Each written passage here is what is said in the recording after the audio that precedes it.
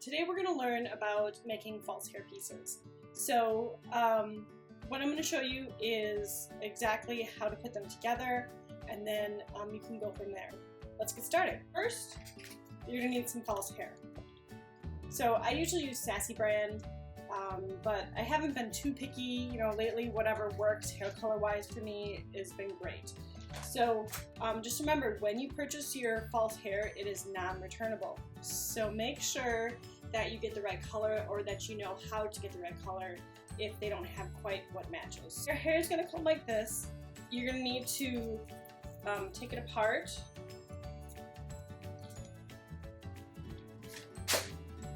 Okay, so you have all these pieces of hair, and they all come apart. So the first thing you're going to do is, if you want to make pieces like this, you're going to measure 9 inches. The measurements vary. I just have been using 9 inches lately. So find 9 inches on your tape measure. You're going to measure 9 inches, then you're going to cut. When you're cutting the hair pieces, you want to pull the hair strands apart, like so, because you want to try and not cut the hair strands. Okay, so pull it apart, hold it between your fingers, and then you're just going to cut that piece, just like that. So this is actually what you're going to be left with, is this. Okay, so just toss all the other ones aside. You don't need those right now. You're going to take this and you're going to fold it. There's a good way to fold it and a bad way to fold it. So if you do like the xylophone method and you fold it on top of one another, like so, that's bad because it's bulky. So you want to try and get the least bulky way to fold it. So what I normally do is I look to see which one is the front and which is the back. Now, you'll be able to notice this.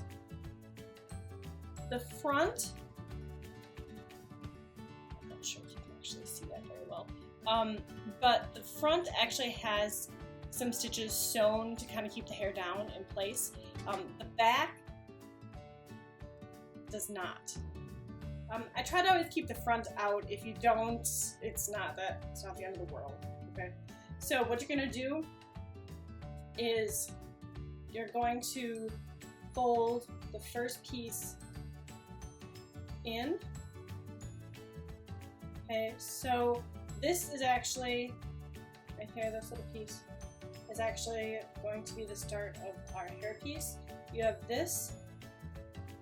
Let me show you. Okay, so we folded it in. We're just going to kind of wrap it around, just like so. As you can see, you're kind of wrapping it around like in a circle. Okay, so you have one.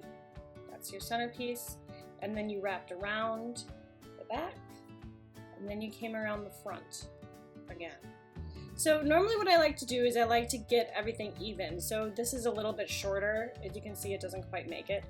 So I will pull it along to make it even, and work my piece so that it is all even. So there you are. As you can see, it's all even. Here's your end piece. So the next thing you're going to do is you're going to stitch it with some thread. And I just happen to have one here that is stitched and ready to go. Let's see. So you're going to take this piece right here and you're going to stitch it. What I did is I started and I went through, over, through, over, through. I didn't actually whip stitch it because that leads to extra stitching on top, and you really want to kind of make this the cleanest stitch possible. So then you have this all stitched together. The next thing you're going to do is you're going to get your clips. Okay, so there's a front of the clip and a back of the clip. As you can see, there is a little piece here, like a little rubber piece. I always put that facing the actual hair piece. So when it clips into your hair, if this is your hair, it's going to clip in and it's going to hold it. As you can see, I don't always do it the same. It just depends on how the hairpiece, how well the hairpiece is together. Sometimes I just loop them through the top, right? And then sometimes I feel like I want to have it really sturdy on there, and so I actually stitch through, and you can see the actual stitches through. But what happens when you actually get that hairpiece? So, okay, let's say this is going to be a curl, right? Okay, so make my shoddy curl here. Okay, so here's your curl. There's the top of the hairpiece. You're not going to actually see the hairpiece once it's in the hair like that. So my stitches and my thread didn't really match. I just used what I have on hand. The thread that I used is the Gutermann button thread, or the thicker thread. But the next thing you're going to want to do is you're going to want to powder and pomade. Now, if you don't use these clips, you don't necessarily need these clips. It's not, you know, life or death if you don't have them. But if you have thinner hair, finer hair, you know, or feel like you don't have enough hair, the clips are really nice because they do work really well. So basically, open, closed, open, closed. When you put them in, you're gonna put the prongs up, push them in, and you're going to close them just like that, right? I normally like to style them before they go in my hair. So, okay, let me get back on my stool. Okay, so let's just say that we're gonna do an 18th century hair curl, right? You're going to need your pomade, right? And you can find all the stuff in our shop at www.lebits.etsy.com. You want to take your pomade, you want to work it in your hands. We have hard and soft pomades available. I love hard pomades, but some people really like the soft ones. So, okay, so as you can see, how shiny it got. It got really nice and shiny. You're gonna want to take your comb. I was just reading about 18th century combs because we're gonna get some into the shop, and they talk about when the small teeth are important and when to use the large teeth. So this comb comes from Italy. I'm thinking about getting them for the shop, but they are not the cheapest combs in the world, but they're amazing. Okay, so here you go. Your hair is pomaded. It is brushed. The next thing is we want to put the powder on. Okay. We have shakers in the shop for this. If you don't have a shaker, you can always use a powder puff.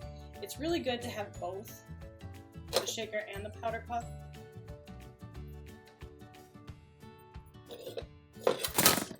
Whoa! We just had powder catastrophe.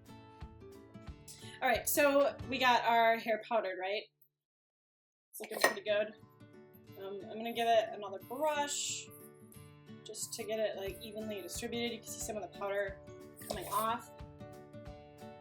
Okay, so now this is the trick. You can either pin your curls in, which is fine, or you can sew them in if you have time. I have done both in the past. It's nice to just pin because then you can take them out easily and do something else with them. If you wanted this piece braided or whatever. So this is how I do it. Okay, I have my hair helper.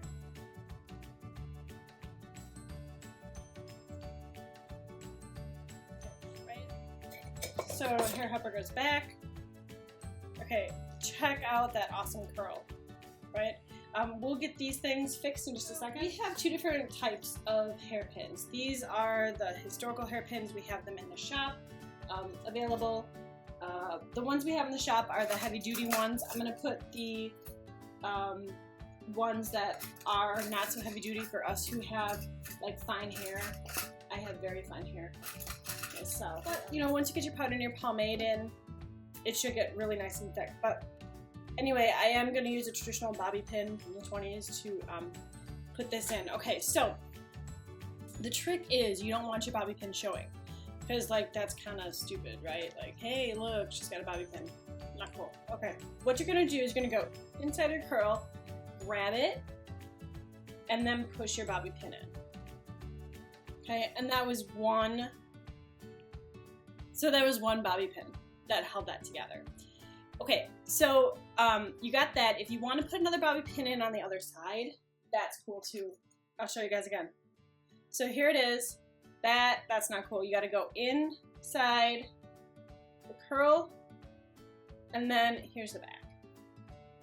It's okay if they're showing on the back, right? So we're gonna push that one in, push it in all the way. So that's the back.